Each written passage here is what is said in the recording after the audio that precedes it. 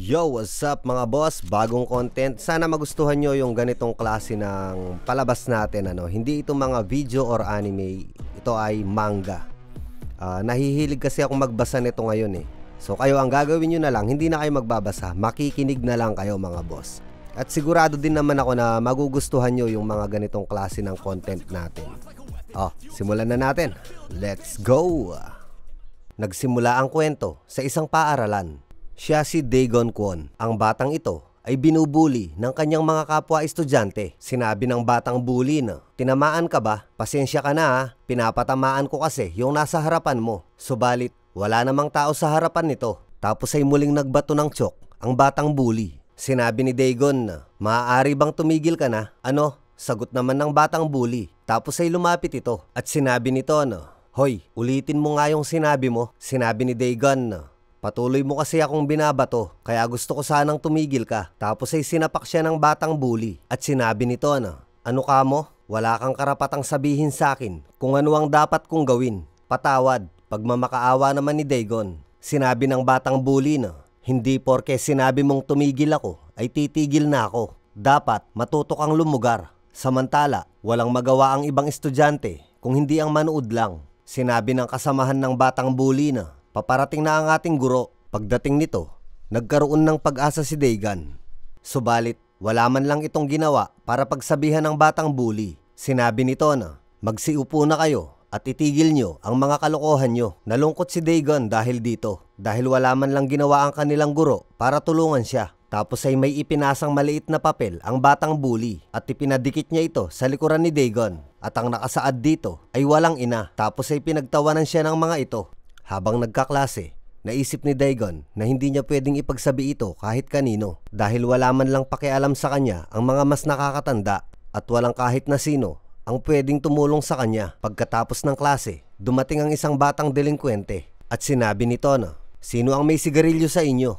"Meron ako," natutuwang sagot naman ng batang bully. Habang ang batang delinkwente naman ay napatingin kay Daegon at sinabi nito na, "Masyado kayong isip bata. Ano ang isinulat nyo dito? Sino ang nagsulat nito?" "Ako ang may gawa niyan," sagot naman ng batang bully. Hindi man lang siya nag-react kahit sinapak ko na siya at wala naman talaga siyang mga magulang. Nagmamalaking banggit pa nito. Nagalit ang batang delinkwente dahil dito. Natakot ang batang bully at sinabi nito na, "Pasensya ka na, hindi naman ikaw ang pinagtatawanan ko." At ito ang nangyari. Ginulpi ng batang delinkwente ang batang bully at sinabi nito na, "Sa tingin mo ba, nakakatuwa ang ginawa mo? Nakalimutan mo na yata ang lumugar. Porke medyo pinakikisamahan kita. Sa palagay mo ba, espesyal ka na? Ano ang tingin mo sa sarili mo? Isa ka na sa mga nakakataas? Taga-abot lang kita ng yosi. Matuto kang lumugar. Gugulpihin kita kapag nakita kong ginawa mo ulit yan." Dagdag pa nito, ano ang pangalan ng batang yon? Itinuro nito si Daegon Kwon at sinabi nito na, "Walang kahit na sino sa inyo ang manggugulo sa kanya dahil kung hindi, mananagot kayong lahat sa akin." Sinabi ni Daegon sa sarili na nabago ang sitwasyon dahil lang sa mga salita niya. Wala nang manggugulo ulit sa akin. Ang mga bagay na hindi kayang solusyonan ng aming guro, naayos ito ngayon sa isang iglap lang. Sa eskwelahan na to, ang salita ng isang top bully ay ang nagsisilbing batas at may kakayahan itong baguhin ang buhay ng isang tao. Ang bully na nanggugulo sa buhay ko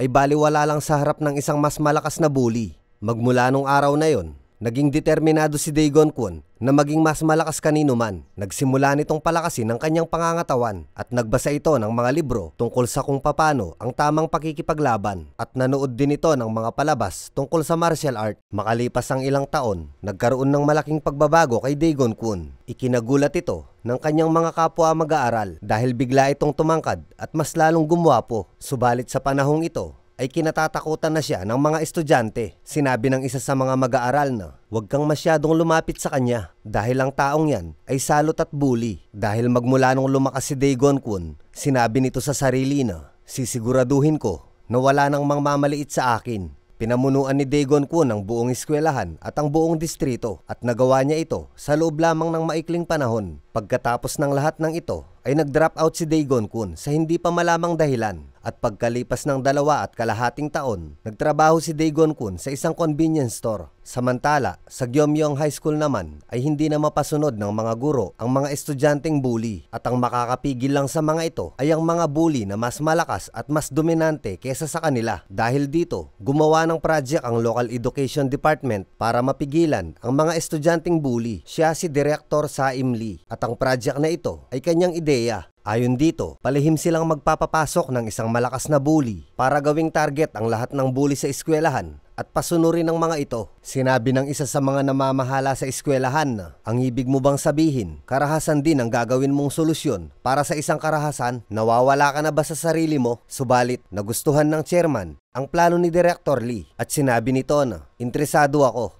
Dagdag pa nito, may naisip ka na ba kung sinong bully ang ipapasok natin? Sa convenience store naman habang nagtitinda, nag-aaral ng wikang Ingles si Daegon. Subalit, hindi ito makapag-focus dahil napagsabihan ito ng kanyang amo. Sinabi nito sa sarili na, sana pala, tiniis ko na lang ang lahat kesa tumigil sa pag-aaral. Sana, may magawa akong ibang bagay para mailabas ko ang stress na to. Sa kalye naman, binubuli ng mga delinkwente ang isang bata at hinihingan nila ito ng pera. Sinabi ng isa sa mga bully na, naghihirap ba kayo? Bakit wala kang pera? Sinabi naman ng bata na, kailangan kong bumili ng pagkain para sa aking ina. Tapos ay pinagtawanan siya ng mga ito. Maya-maya lang, dumating ang leader ng mga bully at sinabi nito na, hoy, tigilan mo na ang bata na yan. Ang mabuti pa, ikuha niyo ako ng sigarilyo. Kaagad naman itong sumunod at sumama din ang kasintahan nito. Pagdating ng dalawa sa convenience store, sinabi ng amo ni Daegon na, ikaw na muna ang bahala dito. May kailangan lang akong gawin. Sumang-ayon naman si Daegon. Tapos ay binati nito ang dalawa. Sinabi ng bully na,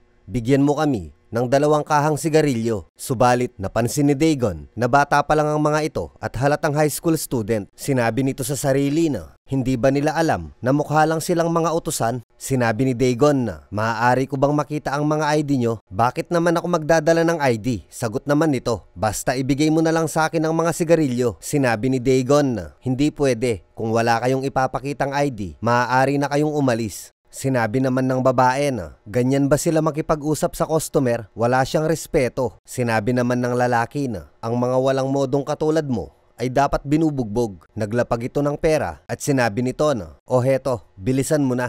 Kagaya ng sinabi ko, kailangan ko munang makita ang mga ID nyo. Sagot naman ni Daegon. Hindi nakinig ang lalaki at nagdagdag pa ito ng 2 alak. Sinabi ng babae na, ang aga pa, iinom ka na? Bakit naman hindi? Sagot naman ng lalaki. Sinabi ni Daegon na, barado ba ang mga tenga mo? Nagalit ang lalaki dahil sa sinabi ni Daegon. At sinabi nito na, gusto mo na bang mamatay? Sa palagay mo ba, may karapatan kang sabihan ako ng ganon? Baka gusto mong basagin ko yung ulo mo. Mula sa pintuan, pinagmamasdan sila ng amo ni Daegon. At sinabi nito na, inulit na naman ng lalaki na yon ang ginawa niya sa akin noon. Kaya pala nagpaalam ito kay Daegon dahil alam nito ang mangyayari. Nagbalak itong tumawag ng pulis, subalit ayaw nitong gumawa ng eksena. Sa huli, napilitan itong lumapit. At sinabi nito na, mawalang galang na, wag nyo sanang mamasamain. Mayroon din kasi tayong ibang customer dito. Kaya kung maaari sana, gawin nyo na lang yan sa labas. Nagulat si Daegon sa sinabi ng kanyang amo. Sinabi nito kay Daegon na, maaari nyo nang ayusin sa labas yan. Ako na muna ang bahala dito hanggang sa makabalik ka. Sinabi ni Daegon sa sarili na, yun lang ba ang masasabi niya sa ganitong sitwasyon? Pagdating sa labas, sinabi ng lalaki na, hoy, ngayon ka mag-angas. Takot ka na siguro no? Dahil nandito na tayo sa labas. Bitawan mo ako, sagot naman ni Daegon. Bibigyan kita ng 3 segundo. Tapos ay tinawanan siya ng babae. At sinabi nito na, 3 segundo daw? Wala yata sa sarili niya to. Ano ang akala mo? Nasa pelikula ka? Tapos ay nagsimula ng magbilang si Daegon. Sinabi ng lalaki na, huwag ka ngang umaastang matigas at takmang sasampalin si Daegon. Subalit, pagkalipas ng 3 segundo, ito ang nangyari. Sa isang iglap lang, tulog ang mayabang na lalaki at ginising na lang siya ng kasama nito. Nang magising ito, tinanong nito sa kasama niyang babae na, ano ang nangyari? Sinabi naman ng babae na, ano ang ibig mong sabihin? Wala kang natatandaan? Nakatulog ka sa isang sampal lang. Talaga ba? Gulat na tanong naman nito. Dagdag pa nito, bakit mukhang okay lang yung lalaki na yon? Sinabi nito kay Daegon na, dinaya mo ko no? Sinuntok mo ko Noong hindi ako nakatingin, hindi ako matatalo sa isang patas na laban. Tapos ay inutusan nito ang babae para tawagin ang mga kasamahan nila. Subalit, hindi siya maintindihan ng babae dahil pabulong ito kung magsalita. Nagalit ang lalaki at sinabi nito na, "Ang sabi ko, dalhin mo dito ang iba pa nating kasamahan." Nagmamadaling umalis ang babae para tawagin ang mga kasamahan nila. Sinabi nito kay Dagan, "Yari ka ngayon. Hindi ka ba taga dito? Hindi mo ba ako kilala?" Subalit, hindi siya kinikibo ni Dagan. Muling sinabi nito na, "Ang sabi ko, hindi mo ba ako kilala? Hindi mo ba alam kung sino ako?" Habang sinasabi niya ito, unti-unti itong nakakaramdam ng takot. Hinawakan siya ni Dagan at sinabi nito na, "Ilang taon ka na?" Nakaramdam ng sobrang sakit ang lalaki, kaya napilitan itong sabihin ng kanyang totoong edad. Ayon dito, siya ay 17 taong gulang pa lamang. Namimilipit sa sakit ang lalaki at sinabi nito na, "Nakikiusap ako.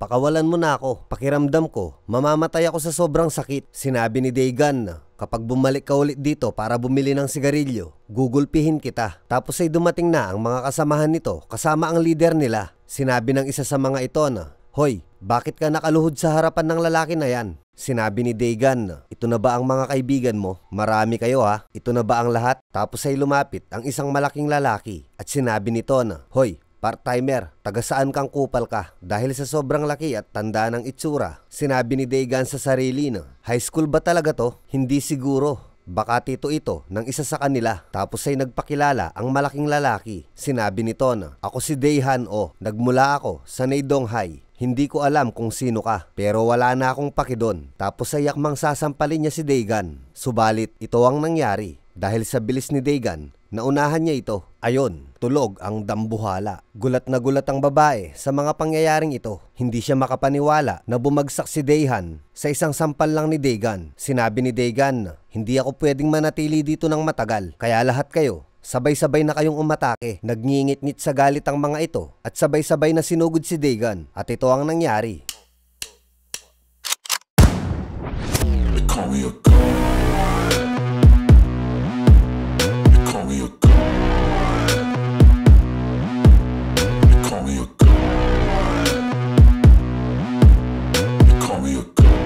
Mabilis niyang tinalo ang mga ito at ang isa naman ay nagbabalak umatake mula sa likuran. Subalit, hindi ito nagtagumpay.